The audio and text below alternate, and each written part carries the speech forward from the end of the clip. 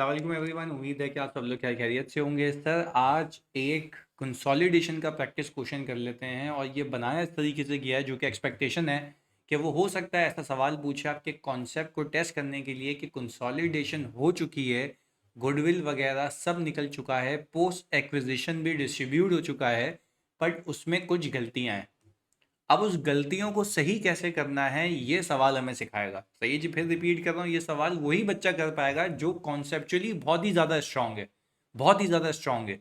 एक बार CA final में ऐसा सवाल आ चुका है, मैंने सिर्फ किया ये कि सीए फाइनल की इसमें से चीज़ें हटाई हैं, आपके लेवल पे कुछ मुश्किल चीज़ें डाली हैं ताकि आपको सोचने का पैटर्न डेवलप हो पाए। सही जी। मैं रीड करता हूँ सवाल के ऊपर, वो कहता है कि भाई AEY Limited holds 75% shares in AIMK Limited। सही है जी, यानी 75% शेयर्स की होल्डिंग है AIMK Limited के अंदर। This holding was purchase on January 1 2019। वो कह रहा है कि भाई ये परचेज की गई थी जनवरी 1 2019 पे। और नीचे लिख के देता है following are the draft financial statements of AEY group. AEY group के फाइनेंशियल्स का मतलब है ये कंसोलिडेटेड एफएस है। मैं फिर रिपीट कर रहा हूँ बच्चों, ये जो हैं कंसोलिडेटेड एफएस हैं, वो भी दिए हुए हैं 31 दिसंबर 2020 के ऊपर। तो सर क्या मैं कह सकता हूँ अगर मेरी एक्विजिशन जनवरी 1 2019 की है और ये जो मुझे रिपोर्टिंग की फिगर्स दी हुई है 31 दिसंबर 2020 की दी हुई है, that means these figures have been given after कितने टाइम बाद दी हुई है सर? मुझे 2 साल बाद, 1920 को कटा के। ऐसा ही है। अच्छा भाई, नीचे चलते हैं तो वो बोलता ही है कि भाई फाइनेंशियल कंट्रोलर जो है revealed the following information after review of draft consolidated FS. यानी वो क्या ये रहा है कि भाई फाइनेंशियल कंट्रोलर भाई साहब ने कुछ चीजें निकाली हैं रिव्यू करने के बाद जो कि आपके सामने वो पेश कर रहा है। क्या ये रहा है, सुनिएगा एक एक करके। On January 1 2019 the fair value of AIM के building exceeded its carrying amount by ₹2 lakh. सही जी, 200,000, which was incorrectly recorded as 20,000। फिर रिपीट कर रहा हूँ, बहुत फोकस होकर सुनिएगा कि भाई यहाँ पे ये कह रहा है कि भाई इसने, जब हम एक्विजिशन करते हैं आपको याद होगा, हम एसेट्स को, सब्सिडरी के एसेट्स को फेयर वैल्यू पे लेके जाते हैं, मतलब नेट एसेट्स को फेयर वैल्यू पे लेके जाते हैं, एसेट्स को भी वैल्यू करते हैं, लायबिलिटी को भी रीवैल्यू करते हैं। ऐसा ही है। वो क्या ये रहा है कि फेयर वैल्यू और कैरिंग अमाउंट के बीच का डिफरेंस था लेट से 2 लाख रुपए। यानी आप यूं समझ लें कि भाई एक पीपी की कैरिंग अमाउंट हो सकता है 8 लाख रुपीज, उसकी फेयर वैल्यू 1 मिलियन, और 2 लाख रुपए की एडजस्टमेंट जानी चाहिए थी। क्योंकि जब मैं किसी कंपनी को खरीद रहा था तो मैंने उसकी वैल्यूएशन के हिसाब से 1 मिलियन पे किया होगा, ना कि 8 लाख रुपए। तो उसका डिफरेंस ये 2 लाख रुपए दिया हुआ, that needs to be incorporated in net assets at the date of acquisition में। ये बात याद रखिएगा आगे। अच्छा, which was incorrectly recorded as 20,000 during the fair value exercise। यानी बोले जब फेयर वैल्यू एक्सरसाइज कर रहे थे तो आपसे एक जीरो कम लग गया और वो 20,000 रुपए पे कैपिटलाइज हो गया। अच्छा, remaining useful life of the building at that date was 5 years. अच्छा भाई, ये तो एक कहानी हो गई, ये तो एक कहानी हो गई। अब जरा मैं यहाँ पर आऊँ, अब जरा मैं यहाँ पर आऊँ समझाने के लिए आपको। तो क्या आप ये मानते हैं कि अगर एक माइंड मैपिंग करके बताऊं आपको, माइंड मैपिंग, कि सर मेरे पास fair value in excess of carrying amount 2 lakh रुपए। सही है जी। अकाउंटेड हो गई 20,000 रुपए से, अकाउंटेड फॉर हो गई 20,000 रुपए से। सर आप जरा दिमाग चलाते हैं, मुझे आप एक बात बताएं, आप समझे कि कंसिडरेशन तो सही है, आप समझे कंसिडरेशन तो सही है। तो अगर मेरी कंसिडरेशन सही है और मैंने अपने नेट एसेट्स को, ये बात बहुत सुकून से समझना ताकि उसको एब्जॉर्ब करना भी चाहिए, तो मैंने कहा अगर मैं नेट एसेट्स को 1,80,000 से बढ़ा दूंगा, 1,80,000 से अगर बच्चों में इंक्रीज कर दूंगा, तो आपको ये बात तो समझ आती है ना कि अगर मैं 1,80,000 रुपये से अपने नेट एसेट्स को इंक्रीज कर लूँगा, एक मैपिंग बना रहा हूँ, तो 1,80,000 से जब अपने नेट एसेट्स को मैं इंक्रीज करूँगा तो जाहिर सी बात है वो नेट एसेट्स दो लोगों में बंटते हैं, दो लोगों में बंटते हैं। तो क्या मैं कह सकता हूँ कि जब वो नेट एसेट्स दो लोगों में डिस्ट्रीब्यूट होंगे, दो लोगों में डिस्ट्रीब्यूट होंगे, तो इससे रिजल्ट क्या होता है कि भाई अगर मैंने नेट एसेट्स बढ़ा दी है तो उसका जो भी XYZ 75% है, क्योंकि अगर मैं यहाँ पे देख के बताऊँ मैंने कितनी होल्डिंग की हुई है 75%। क्या मैं कह सकता हूँ इस 1,80,000 का, इस 1,80,000 का जो 75% है, 75% है, विल बी, यहाँ पे सुकून से लिखते हैं, will be allocated to parent।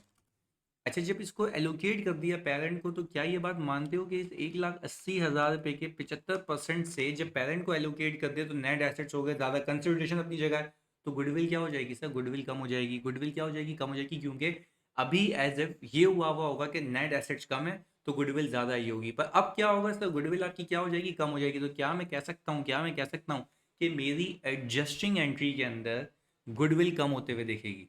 देखिए, पीपी को तो मैं बढ़ा दूंगा, ये बात तो श्योर शॉर्ट है कि पीपी आपका जो है 1,80,000 रुपये से कम है। इस बात को तो आप तस्लीम करें। पीपी आपका कितने से कम है? 1,80,000 रुपये से। ये इनिशियल डे वन की एडजस्टमेंट बता रहा हूँ, सही जी। डे वन पे क्या हुआ होगा? फिर अगर मैं आपसे ये बात पूछूं कि भाई डे वन पे अगर आप नेट एसेट्स को इंक्रीज कर देंगे तो आपकी गुडविल क्या हो जाएगी? कम हो जाएगी। पहली चीज़ तो ये। दूसरा, जब आपने नेट एसेट्स को इंक्रीज किया और अगर एनसीआई तो पोस्टनेट मेथड के ऊपर है, पार्शियल गुडविल के कॉन्सेप्ट आप लेके चल रहे हैं, तो क्या आप ये बात मानते हैं कि मेरा एनसीआई का शेयर बढ़ जाएगा? क्योंकि नेट एसेट जितने ज़्यादा होंगे तो एनसीआई का हिस्सा उतना ही ज़्यादा होगा। तो क्या मैं कह सकता हूँ कि इसका 25% will be allocated to NCI? 25% will be allocated to NCI. तो सर इसका 25% कितना आता है? सर इसका 25% आता है हमारे पास 45,000। तो क्या हम ये कह सकते हैं कि सर हमारे पास डे वन पे एंट्री कुछ ये बनी होगी, बिल्डिंग होगी, क्योंकि डेबिट और ये दोनों हो गए क्रेडिट। सर आई होप आपको यहाँ तक कोई मसला नहीं होना चाहिए। पर मैं फिर रिपीट कर रहा हूँ, अगर एक बच्चा एग्जाम सिचुएशन में ऐसा सवाल इनकाउंटर करता है तो वो फंस जाएगा। यहाँ पे दिमाग चलाने के भाई कंसोलिडेशन हो चुकी है, अब सही जो जो करना है वो प्लस माइनस करना है। यानी सर ऊपर हमें जो बैलेंस शीट दी हुई है, तो ये जो इंटेंजिबल्स का हेड आ रहा है, ये जो इंटेंजिबल्स का हेड आ रहा है, आपने ये चीज़ मेक श्योर करनी है कि इस इंटेंजिबल के हेड के अंदर क्या क्या मसले हैं। तो क्या मैं कह सकता हूँ कि ये इंटेंजिबल का हेड एज ऑफ नाउ 1,35,000 रुपये से कम हो जाएगा, ऐसा है। और सर मेरे सवाल के अंदर ये जो एनसीआई दिया हुआ है, नॉन कंट्रोलिंग इंटरेस्ट, ये व्हाट्स एवर किसी भी तरीके से पूरी कैलकुलेशन करके निकाला होगा, एक्विजिशन रिपोर्टिंग पोस्ट एक्विजिशन सब। उसमें जो मसला है एक्विजिशन का वो ये है कि सर आपकी एनसीआई इतने से इंक्रीज हो जाएगी और आपकी जो बिल्डिंग है वो इतने से इंक्रीज हो जाएगी। अच्छा, एनसीआई इंक्रीज क्यों कह रहे हैं भाई? क्योंकि ये इक्विटी है ना, इक्विटी में इजाफा हो रहा है, तो एनसीआई का इंक्रीज इतना आएगा और बिल्डिंग का इंक्रीज इतना आएगा। ये रहा। ये बिल्डिंग जो है ना, ये दोनों का सम है, पेरेंट और सब्सिडी दोनों का सम है। तो सर आई होप आपको एक एडजस्टमेंट का एक छोटा सा पार्ट समझ आया होगा। बट सर मसला ये है कि ये जिसकी आप बात कर रहे हैं अभी मेरे साथ, ये जब रीवैल्यू नहीं हुआ था सही, तो ये पोस्ट एक्विजिशन में डेप्रिशिएट भी नहीं हुआ होगा सही। इस बात को भी आप मद्देनजर रखें। तो क्या मैं कह सकता हूँ कि मेरा इंक्रीमेंटल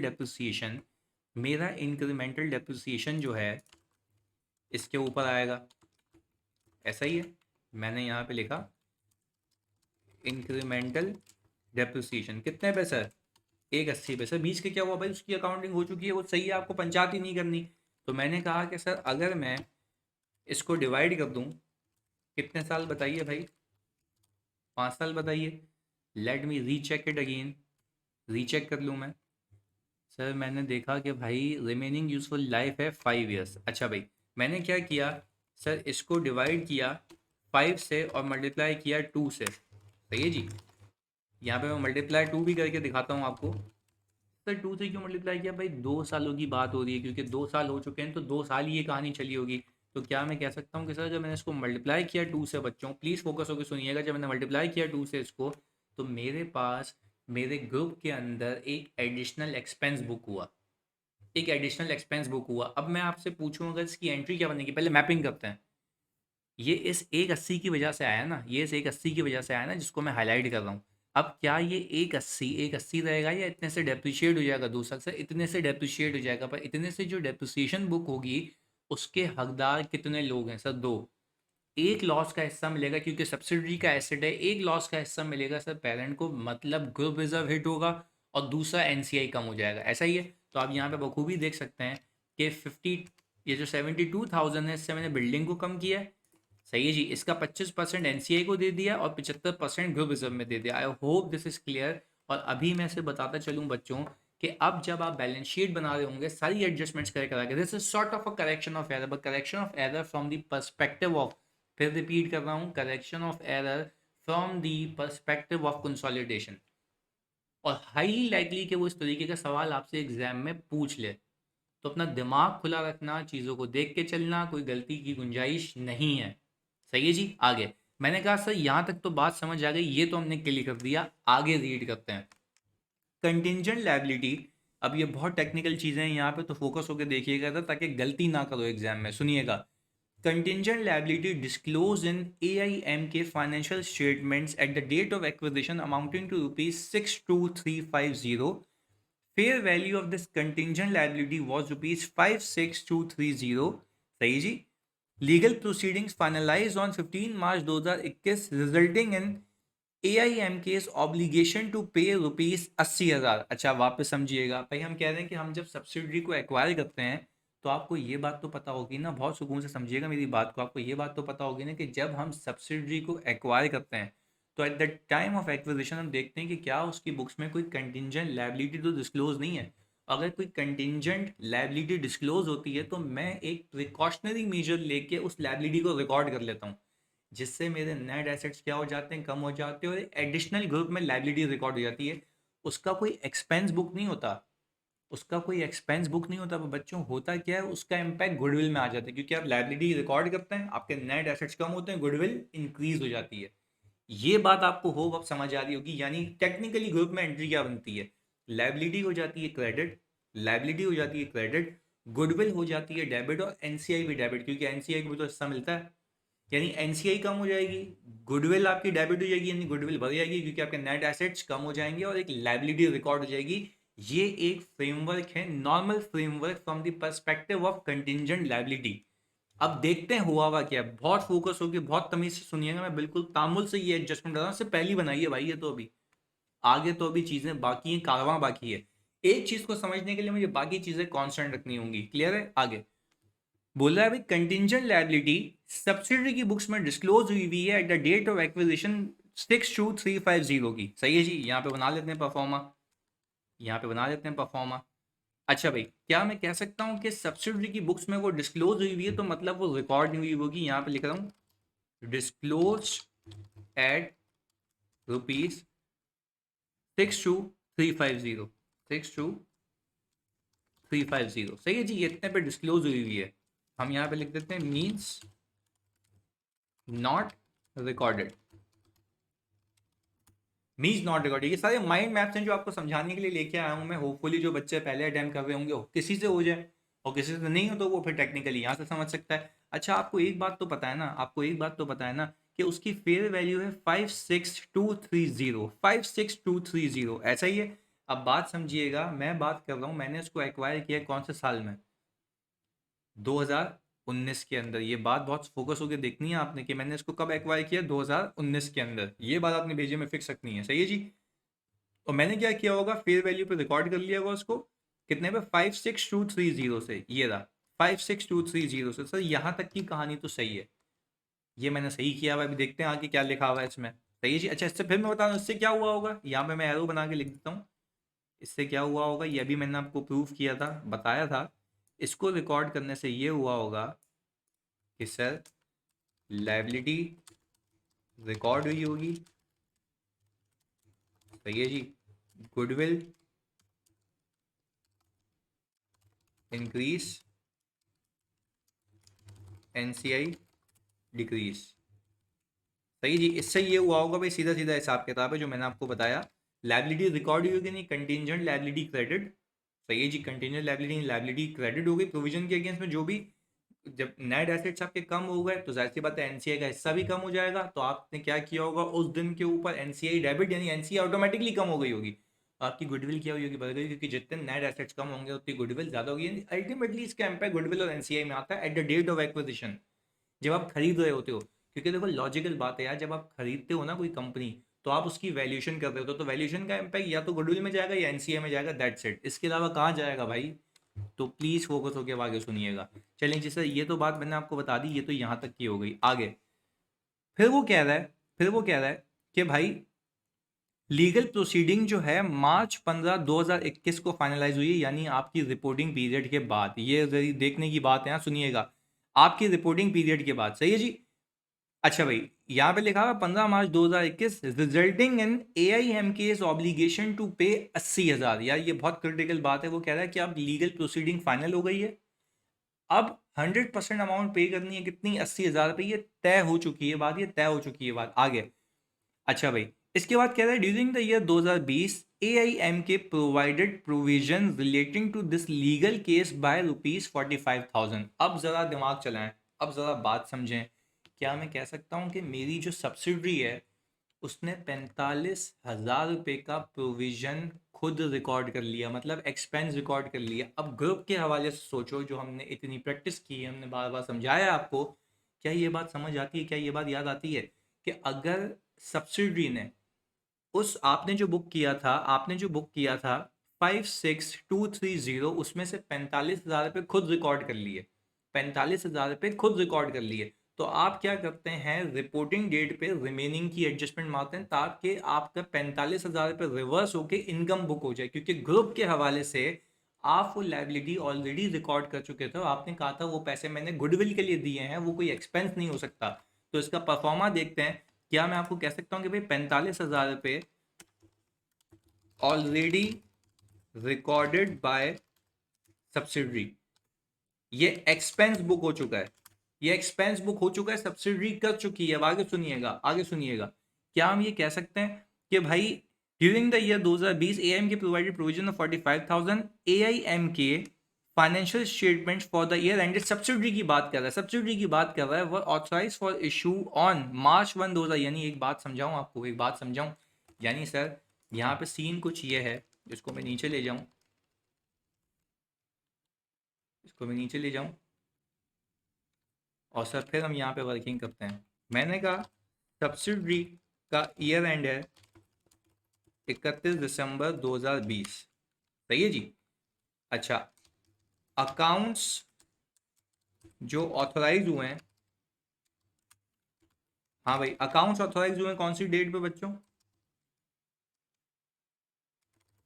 अकाउंट्स ऑथराइज हुए हैं सर यहाँ पे March 1, 2021, सही है जी। यहाँ पे हम देख भी लेते हैं, March 1, 2021 ही है। Yes sir. अच्छा, लीगल प्रोसीडिंग फाइनलाइज कब हुई है? यहाँ पे लिख लेते हैं, लीगल प्रोसीडिंग फाइनल हुई है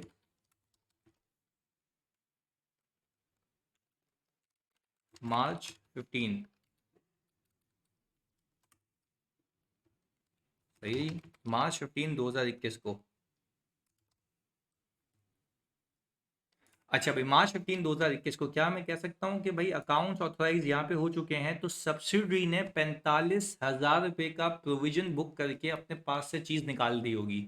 मैं फिर रिपीट कर रहा हूँ, सब्सिडरी ने क्या किया 31 दिसंबर के ऊपर, यहाँ पे बना लेते हैं इसको, सब्सिडी ने क्या किया 31 दिसंबर के ऊपर 45,000 रुपये का एक्सपेंस रिकॉर्ड कर लिया, 45,000 एक्सपेंस रिकॉर्डेड बाय सब्सिडरी, सही है जी। मुझे पता लगा यहाँ पर, मुझे पता लगा यहाँ पर कि भाई फाइनल हो चुका है केस पर। वो पता कब लगा? देखो यहाँ पे मिक्सचर क्या है, गेम समझिएगा। मिक्सचर ये है कि भाई अकाउंट्स के ऑथराइज होने के बाद, सर देखें सब्सिक्वेंट इवेंट क्या होता है, ईयर एंड के बाद और अकाउंट्स की ऑथराइजेशन से पहले। क्या मैं कह सकता हूँ कि ईयर एंड के बाद और अकाउंट की ऑथराइजेशन से पहले अगर मुझे ये बात पता लग जाती कि एक्चुअल बल्ली कितनी है, सर एक्चुअल बल्ली 80,000 रुपये की है, तो बच्चों अगर ये मुझे पता लग जाता तो सब्सिडी क्या करता, इसको पूरा रिकॉर्ड कर लेता, यानी 45 के अंदर कुल मिला के 35,000 रुपये और ऐड कर लेता। बस सब्सिडी ने क्यों नहीं किया?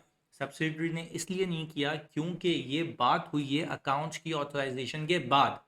मार्केट में लोगों के पास अकाउंट चले गए थे, तो सब्सिक्वेंट इवेंट हमने कब तक देखना होता है, being a financial reporting person, के भाई हमने कहा ईयर एंड के बाद, समझिएगा ईयर एंड के बाद और अकाउंट्स की ऑथराइजेशन से पहले। जब तक अकाउंट्स हाथ में, तब अकाउंट्स ऑथराइज हो गए, उसके बाद जो मुझे एक रिजल्ट पता लगा तो उसको मैं बाद में देखूंगा। पर ये बात याद रखिएगा, ये वैसे तो एडजस्टिंग इवेंट होता कब, जब मुझे ये चीज़ पता लग जाती, कब? यहाँ पर, यानी ये चीज़ मुझे पता लगती, सर जब मैं बात कर रहा था, प्लीज़ सुनिएगा खुदा के वास्ते, ये चीज़ मुझे पता लगती जब मैं ये वाक्य की नॉलेज में रखता, कोई फेब में आ जाती, कोई जनवरी में आ जाती, यानी अकाउंट्स की ऑथराइजेशन से पहले। तो सर क्या यहाँ पे अकाउंट्स की ऑथराइजेशन से पहले ये मुझे पता लगा या बाद में? सर बाद में। तो अब ये वही वाला केस हो गया ना कि एक केस चल रहा है मेरे ऊपर जिसको मैंने डिस्क्लोज किया हुआ था, ये किसी का नॉमिनल सा प्रोविजन बुक किया हुआ था, और ईयर एंड के बाद और अकाउंट्स की ऑथराइजेशन से पहले मुझे पता लग जाए कि इतनी ऑब्लिगेशन है, तो मैं अपनी ऑब्लिगेशन को रिपोर्टिंग पे एडजस्ट करूंगा ना, एडजस्टिंग इवेंट है, क्योंकि कंडीशन तो एग्जिस्ट करती थी, मेरी इन्फॉर्मेशन अपडेट हो गई। बट यहाँ पे अल्लाह की कसम कंडीशन एग्जिस्ट करती है, मना नहीं कर रहा, तो मैं इसको अकाउंट्स में एडजस्ट क्यों नहीं करूंगा? सेपरेट बुक्स में बात कर रहा हूँ, सेपरेट बुक्स में बच्चों में क्यों नहीं एडजस्ट करूंगा? सवाल है, इसलिए नहीं करूंगा क्योंकि सेपरेट बुक्स में सब्सिडी ने सही किया हुआ है, उसको पता ही नहीं था जब अकाउंट अथॉराइज हुए थे। तो ये बात पता कब लगी है सर? अकाउंट्स की ऑथराइजेशन के बाद। बात क्लियर है? तो सर ऑल टुगेदर अभी हमने से सब्सिडी का मामला देखा, आगे देखते हैं। यानी सब्सिडी ने सही किया हुआ, अपने अंदाजे से 45 बुक किया हुआ, उसको वो 80 पे नहीं लेके गया, 80 पे नहीं लेके गया, ये बात याद रखिएगा। आगे फिर मैंने कहा, बहुत फोकस होकर सुनिएगा, AIMK's financial statements for the year ended December 31 were authorized for issue on March 1। अच्छा, आप बात समझिएगा, draft financial statements of group given is at today March 28, यानी अब चल रही है 28 मार्च। यानी अब मुझे एक बात बताएं, कंसोलिडेशन कौन करता है? सर कंसोलिडेशन करती है पेरेंट एंटिटी। अच्छा, पेरेंट एंटिटी क्या करती है? अपने एफएस को और सब्सिडरी के एफएस को मिलाती है, उसमें कुछ एडजस्टमेंट्स करती है, ग्रुप रिलेटेड एडजस्टमेंट्स। अब मैं आपसे ये बात पूछूं, माना मैंने सब्सिडरी के अकाउंट्स जो मुझे मिले हैं उसके अंदर 45,000 रुपये का एक्सपेंस है, मानते हो इस बात को? बट जब आप कंसोलिडेटेड एफएस फाइनल कर रहे हो तो क्या आपको उस इवेंट की खबर मिल चुकी है? क्या आपको उस इवेंट की खबर मिल चुकी है? तो क्या आप उसको 45 पे रहने देंगे या अपडेट करेंगे? मेरा सवाल है आपसे, प्लीज वापस से सुनिएगा।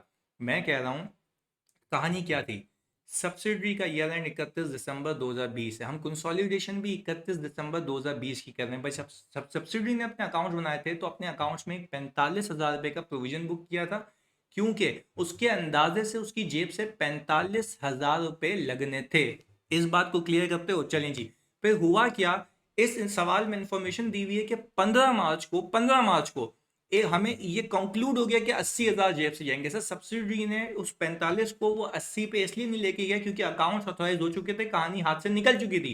बट अब जब मैं कंसोलिडेशन कर रहा हूं तो आज जो तारीख है, वो जो सवाल में बताई हुई है, वो है मार्च 28 2021। तो मार्च 28 2021 को मैं क्या करूंगा सर? मैं अपने अकाउंट्स को, कंसोलिडेटेड अकाउंट्स को एडजस्टेड फिगर पे लाऊंगा, एज इफ कि मेरी जो लायबिलिटी है, सुनिएगा, एज इफ जो मेरी जो लायबिलिटी है वो कितनी है? 80,000 रुपये। यानी ग्रुप के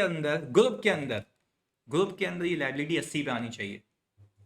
इस बात को मानते हो? मैं फिर रिपीट कर रहा हूं बच्चों, ग्रुप के अंदर ये लायबिलिटी कितने पे आनी चाहिए सर? 80,000 रुपये पे आनी चाहिए। ये बात पत्थर पे लकीर है कि ग्रुप के अंदर 80 पे। अब जब मैं कंसोलिडेटेड एफएस बनाऊंगा तो कोई भी तीसरा बंदा आपसे आके पूछेगा कि भाई आपने इस फिगर को अपडेट क्यों नहीं किया, क्योंकि अकाउंट्स तो आपके हाथ में थे, आपको इवेंट पता लग चुका ना। देखो सेपरेट एफएस सब्सिडरी के फाइनल हो चुके हैं, बट कंसोलिडेटेड बुक्स अब तक फाइनल नहीं हुए हैं, तो आप कंसोलिडेटेड बुक्स में उसकी एडजस्टमेंट लेके उसको पार करें। बात समझ आती है? तो ये था तो क्या है, बहुत ट्रिकी। अब इसको देखते हैं कि हम अकाउंट्स में कैसे लेके चलते हैं। आई होप आपको ये पूरी कहानी समझ आ गई होगी। अब आगे देखते हैं क्या कहता है। फाइनेंस मैनेजर इनकॉर्पोरेटेड, अब देखो गेम क्या की है। Finance manager incorporated the fair value of contingent liability appropriately upon acquisition, यानी उसने एक्विजिशन के ऊपर ये वाला काम बिल्कुल सही किया हुआ है।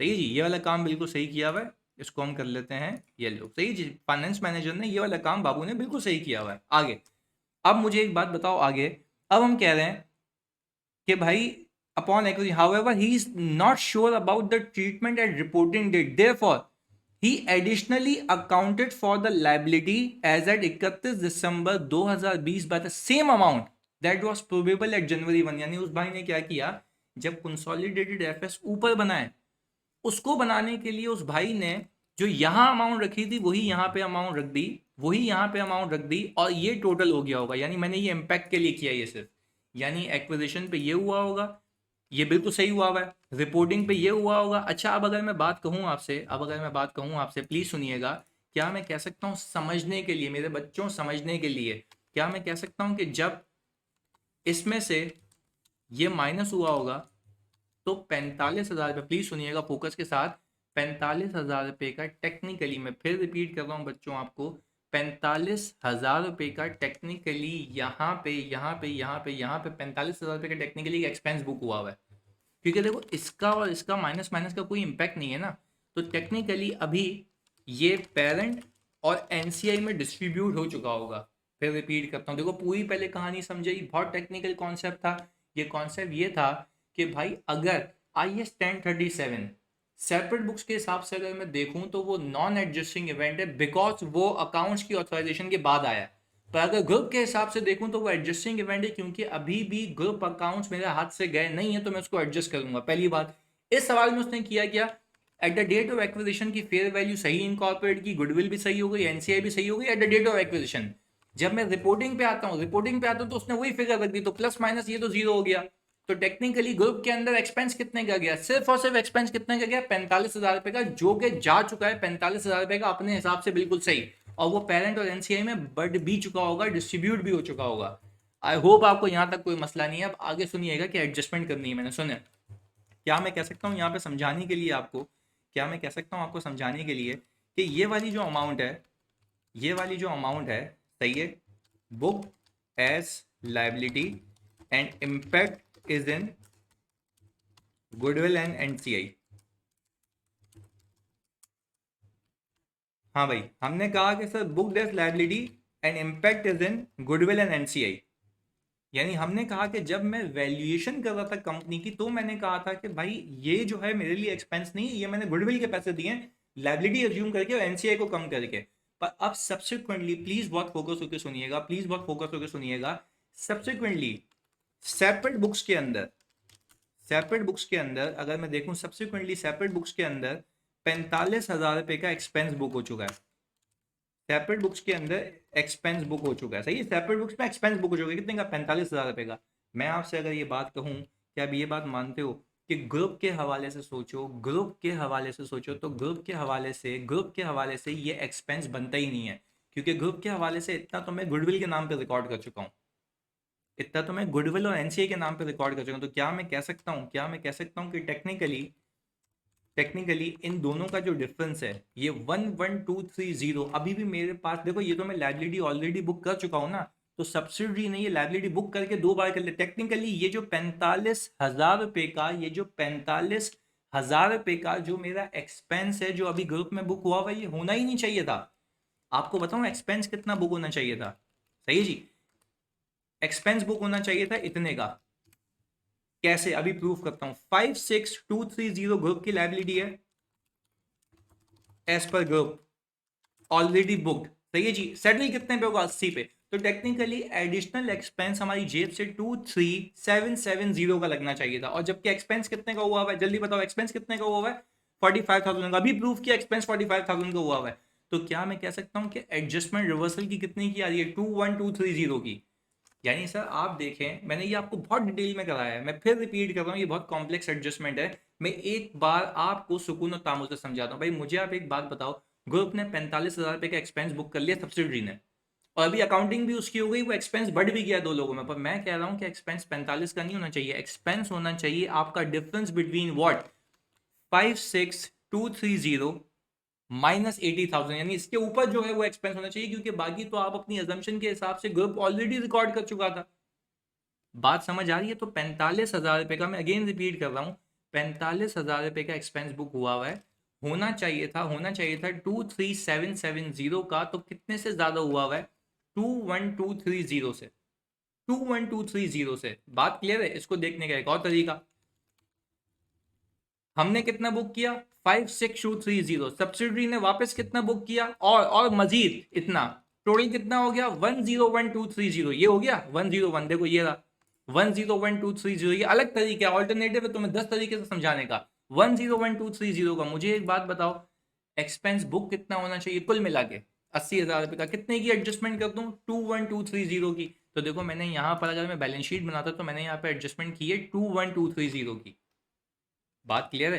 तो सर क्या मैं कह सकता हूँ कि जब मैं कंटिजेंट लाइबिलिटी की यहाँ पे एडजस्टमेंट करूंगा, तो ये एक्सपेंस टू बी बुक्ड आ जाएगा, जो ये रहा 23,770, दोनों का डिफरेंस आ गया, दोनों का डिफरेंस आ गया बच्चों, 23,770। यानी सर समझने की बात यह है, समझने की बात यह है कि भाई खुदा के वास्ते इस बात को समझो कि देखो यार, यहाँ तक तो बनता नहीं है ना, ये जो एक्सपेंस 45 का बुक हुआ हुआ ये तो बनता नहीं। तो टेक्निकली, टेक्निकली अगर मैं कहूँ, क्या मैं कह सकता हूँ कि भाई मेरे पास एक्सपेंस बुक होना चाहिए था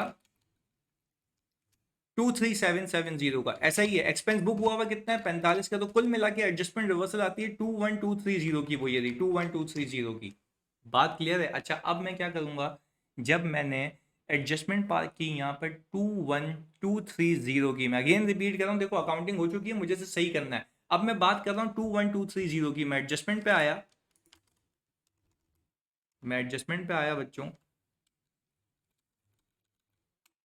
और सर एडजस्टमेंट पे आने के बाद मैंने क्या किया, 21230 से प्रोविजन फॉर लीगल केस को क्या किया, डेबिट कर दिया सर, क्योंकि देखें इतने से मेरा प्रोविजन जो है ज़्यादा है। आपको यकीन नहीं आता, आप मेरे साथ ऊपर बैलेंस शीट में सवाल में देख के चल रहे हैं, सवाल में चलते हैं, और ये देखो प्रोविजन फॉर लीगल केस कितना आ रहा है, 101230, 101230, ये कैसे आया आओ जरा प्रूव करता हूँ।